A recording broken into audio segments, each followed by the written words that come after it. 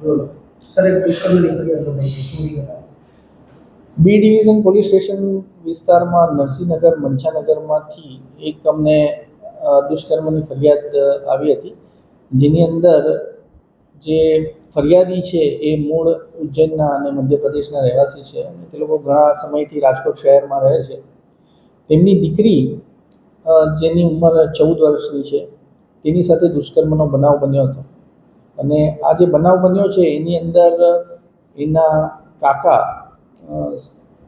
સગા કાકા જે છે એ જ એમણે તેમની સાથે દુષ્કર્મ છેલ્લા 5 મહિનાથી કર્યું હોવાની હકીકત અમને ફરિયાદીએ જણાવી છે.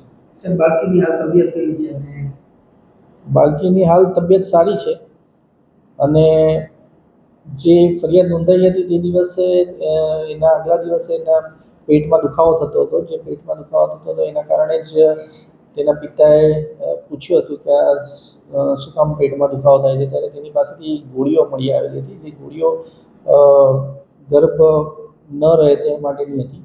આ ગોળીઓ એના કાકા પોતાને આપતા હતા છેલ્લા થોડા સમયથી, એવી હકીકત એણે જાહેર કરેલી અને ત્યારબાદ વધુ પૂછપરછ કરતાં દીકરીએ પોતે જાહેર કરેલું કે તેના કાકાએ આ રીતે એમની સાથે અવારનવાર સંપર્ક.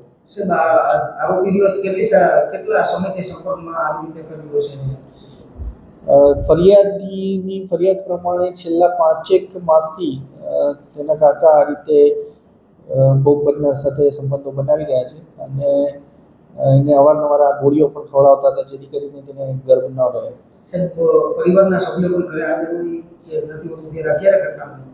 આ ઘટના જ્યારે ભોગ બનનાર અને આ આરોપી એકલા ઘરે હોય તેવા સમયે, કારણ કે આ સંયુક્ત કુટુંબમાં રહેતા હતા અને એક જ ઘરમાં સાથે રહેતા હતા, જેથી જ્યારે પણ એવો મોકો મળતો કે જ્યારે બંને એકલા હોય ઘરે ત્યારે એ સમયનો લાભ ઉઠાવી અને ધમકાવી અને આ દીકરી સાથે આ રીતનું કામ કરતા હતા. સર આરોપીની પત્ની કઈ રીસામણે કર્યું પર વાત છે, આપણી વિગત શું છે પરિવારની?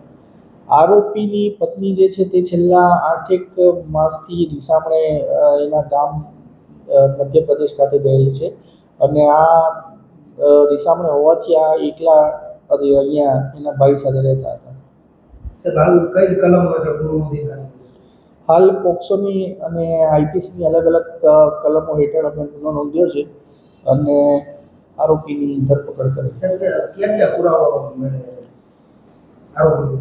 આરોપીના અમે કપડાં કબજે કર્યા છે. તેના એ સિવાય જે જગ્યા પર આ બનાવ બન્યો છે તે બનાવવાળી જગ્યા પરથી પણ મહત્ત્વના પુરાવા એકત્ર કર્યા છે. તેમજ એફએસએલના અધિકારીઓ અને ક્રાઇમના જે એક્સપર્ટ અધિકારીઓ છે તેને સાથે રાખીને જે પણ મહત્ત્વના પુરાવા ત્યાંથી મળ્યા છે તે પણ અમે લીધા છે. એ ઉપરાંત આગલા દિવસે જ્યારે ભોગ બનનારના પિતાએ પૂછવા માટે કે આ ખરેખર દવાઓ તમે પીવડાવતા હતા કે કેમ, એવું મેસેજ કર્યો હતો, તો એ વોટ્સઅપ મેસેજ અને એ તમામ ચેટિંગ જે છે ફરિયાદી અને આરોપી વચ્ચે થયેલી તે રિકવર કરવા માટે અમે તેમનો મોબાઈલ પણ કબજે લીધો છે આરોપીનો.